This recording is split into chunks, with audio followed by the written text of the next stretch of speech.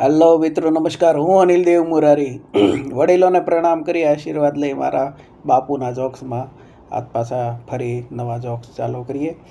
એક બે ભાઈ માણસ પાંચમા માળે રહેતા હતા. ને એમાં ઓલો ભાઈ બરોબર નોકરીએથી આવ્યો ને તો એની પત્ની પાડોશી હારે વાત કરતી હતી. પાડોશી કહેતા હતા, એના બેનું વાત કરતા હતા.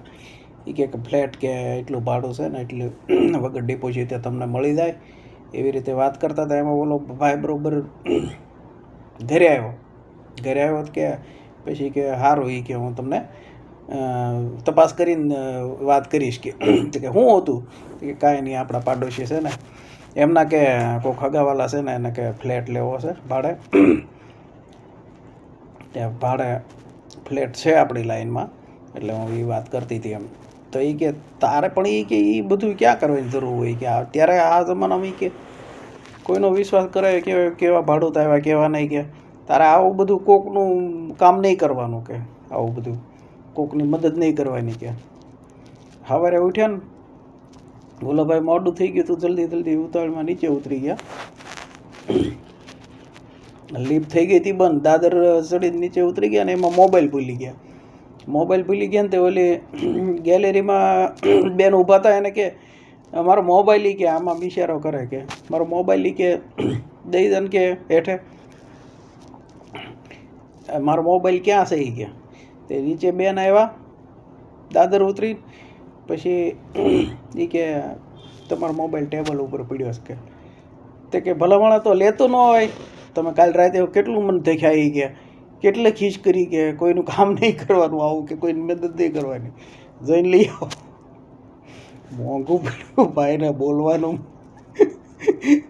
5 માળ ચડીને પાછો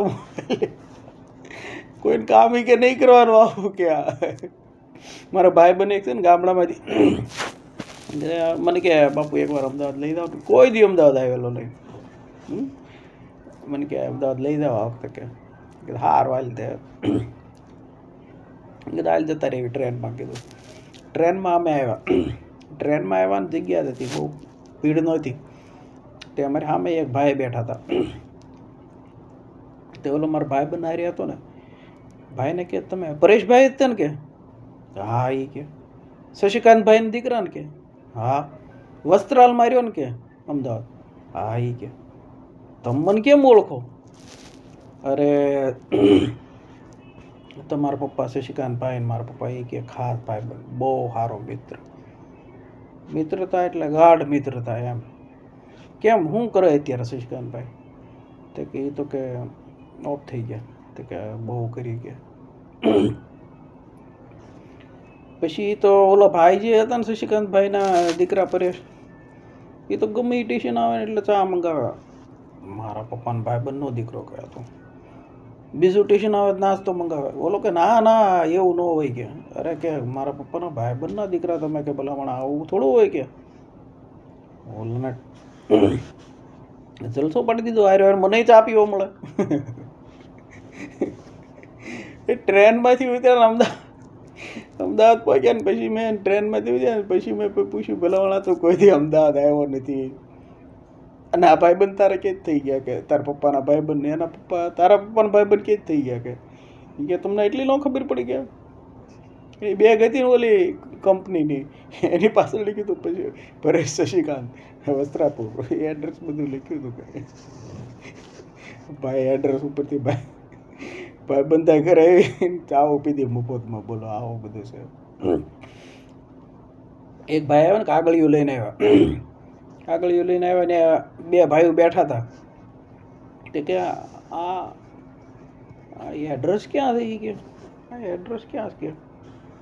તો ઓલા બે ભાઈ વાંચીને કે ડોશીમાનો ડેલો, ડોશીમાં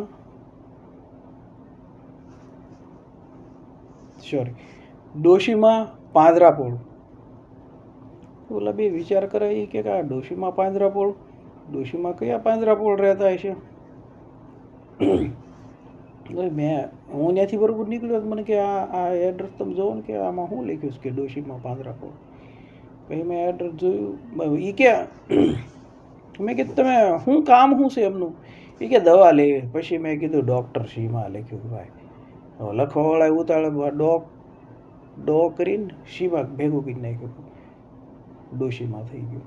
એટલે આવું બધું એટલે કરે. ડૉક્ટર સાહેબને એક દવા લેવા ગયા ને એક ભાઈ, તો દવા લખી દીધી કે બાજુમાં જ મેડિકલમાંથી કે દવા લઈ લીજો, આપશે કે. દવા લખી દીધી ને તો ઓલા ભાઈ મેડિકલવાળાને કાગળી આપ્યું કે આ દવા આપો ને. ડૉક્ટર સાહેબે લખી દીધી કે વાંધો નહીં, 3-4 દવા આપી. પછી કે આ બધી તો આપી, પણ આ નીચે કઈ દવા લખી છે કે નથી ખબર પડતી કાંઈ. જાવી કે પૂછી આવો ડૉક્ટરને. ડૉક્ટર બાજુમાં જ તે મેડિકલની પડખે જ તે વળી પાસ ગયા. કે સાહેબ આ દવા લખી દીધી છે ને, બરાબર છે ને, જોઈ જોયો કે. પણ એ કે તમે આ મેડિકલવાળાએ એવું કીધું કે આ નીચે લખ્યું એ નથી કે કાંઈ સમજ પડતી કઈ દવા છે. ડૉક્ટર સાહેબ કે કોઈ દવા નથી, એ તમારી પેન નહોતા ચાલતી ને, મેં આમાં લીટા કર્યા હતા આંકવા માટે. ગજબનું. એક ભાઈ બાઇક લઈને જતા હતા ને, એમાં મેં કીધું સ્ટેન્ડ. તે કે હા સ્ટ્રેટ જ જાઉં છું કે. મોબાઈલમાં વાત ચાલુ. મેં કીધું સ્ટેન્ડ. તોય સાંભળે નહીં. બોલો થોડાક આગળ ગયા ને બોમ્બ આવ્યો ને, ધમ દઈને પડ્યા. પછી ઊભા થયા ને પછી મને કહે, મેં કીધું તમને 2 વાર તો કીધું સ્ટેન્ડ. તે પહેલાં કહેવાય ને મને કહે, પણ 2 વાર તો કીધું તો હું સ્ટ્રેટ સમજ્યો, સીધો જ આવતો. તો સીધો જ જતો હતો હું. એટલે ભાઈ સ્ટેટ નહીં સ્ટેન્ડ કહેતો હતો તમને. એટલે આવું બધું મોબાઈલ ઘણા તો અમારે ત્યાં આવે ને, આમ મોબાઈલમાં ગાડી આમ ધીમે આપણને એમ થાય કે હવે સ્ટેન્ડ કરી દે ને પાર્ક કરી દે ક્યાંક તો સારું. આ મોબાઈલમાં ગાડી ચાલુ પાછળથી પોંપ કરે ને તો ચાલુ કરે. ગજબ ના ભાઈ. એક તો બેન હાલ્યા જતા હતા ને, ત્યાં પાછું જોયું તે 8-10 વર્ષના છોકરા હાલ્યા જતા હતા, 2 વાહન. તે કાંઈ બોલે નહીં. વળી પાછું જોયું, વળી પાછું છોકરા હાલ્યા જતા હતા. એ કે તમે ક્યાં જાઓ છો? એ કે મારી વાહ કેમ હાલો છો? તો કે બેન તમારી વાહ નથી ચાલતા, તમારે સાંય હાલવી છે. એ કેટલા જાડા છે એ બેન. સરકારી કામનું ચૂંટણીનું એવું બધું હાલતું હતું ને, તે એક બેન ગયા તે કે બોલો તમારું નામ. તે કે જાગું છું. એ તો અમને ખબર છે. નામ બોલો. તે કે કહું છું ખરા જાગું છે. અરે એમ નહીં બેન, નામ બોલો. અરે એ કે તમને કંઈ ખબર નથી પડતી, મારું નામ જાગું છે. તો કે એમ બોલો ને તમારા પતિનું નામ. તે કે કનુ. તો એક કે એમ નહીં તમારા પતિનું નામ.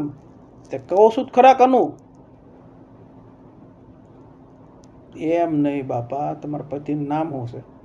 અરે તમને કાંઈ ખબર નથી પડતી, મારા પતિનું નામ કનુ છે. તે એમ કહો ને પેલા માણસો. આવા માણસો બધા એમાં. ચોમાસું અમારે એકવાર ચોમાસું હતું ને, ગામડામાં દિવાલ હતી ને,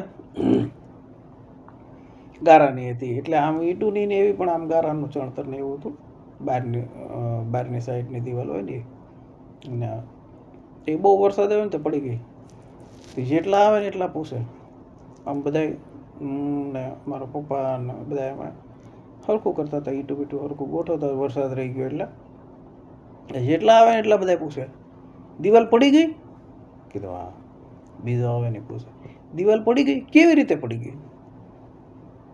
કીધું હા પડી ગઈ, વરસાદ આવ્યો ને એટલે પડી ગઈ. ત્રીજો આવે ને પૂછે, દિવાલ પડી ગઈ? મારા પપ્પાનો મગજ થોડો નાના એ કે પાટું મારીને પાડી નાખી ગયો. પડી નથી, આ દેખાય છે કે આ લોકો ઈંટું ચડાવે છે, દિવાલ પડી ગઈ. તો એટલું મદદ કરવામાં તો આવે જ નહીં, પણ આવા પૂછવાવાળા. એક અગત્યની વાત, ડાય વાત. હવે હું ડાયો બહુ રહ્યો ને પાછો, છેલ્લા આપણે ડાય વાત કહી દેવાની કે જે લોકોને મારી જેમ કોઈ પણ વસ્તુ બહુ બિઝી રહેતા હોય, કામ રહેતું હોય, જોબમાં થાકી ગયા હોય, આ તે, તો કોઈ પણ વસ્તુ તમારે ન મળતી હોય ને, ગોતવામાં વાર લાગતી હોય, તો એક જગ્યા નક્કી કરી નાખવાની કે ભાઈ કબાટની ઉપર કોઈ પણ એક જગ્યા નક્કી કરી નાખવાની કે શોકેસ હોય કે એવો જગ્યા એક વસ્તુ નક્કી કરી નાખવાની કે એ જગ્યા ઉપર જ તમારે એ વસ્તુ મૂકવાની, એટલે તમને 1 સેકન્ડમાં મળી જશે. હું અનિલ દેવ મોરારી વડીલોને પ્રણામ કરી આશીર્વાદ લઈ મારા જોક્સ પૂરા કરું. ફરી મળીએ બીજા નવા જોક્સમાં. લાઈક કરજો, શેર કરજો, સબસ્ક્રાઈબ કરજો. અનિલ દેવ મોરારી, બીજી જોક મ્યુઝિક વિથ અનિલ, ત્રીજી ચેનલ બાપુના જોક્સ દેવ મોરારી, અને ચોથી ચેનલ ધાર્મિક વાત. ચારેય ચેનલને સબસ્ક્રાઈબ કરજો. એકાદી મોનિટાઈઝ થઈ જાય ને તો આપણું દિલ પાછું ઉદાર બહુ સમજ્યા. કોરોના પછી આપણે આપણી માટે જીવતા જ નથી ખરેખર. આ સત્ય હકીકત છે. બીજાની હેલ્પ કરવામાં બહુ ખુશી મળે, આનંદ થાય.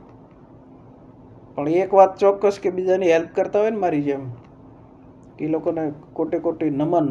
પણ આ સમય એવો છે ને કે તમે જાણી લેજો કોણ આપણો હિતેચ્છુ છે, એ તમને આઈડિયા આવી જવો પડે. જય સિયારામ.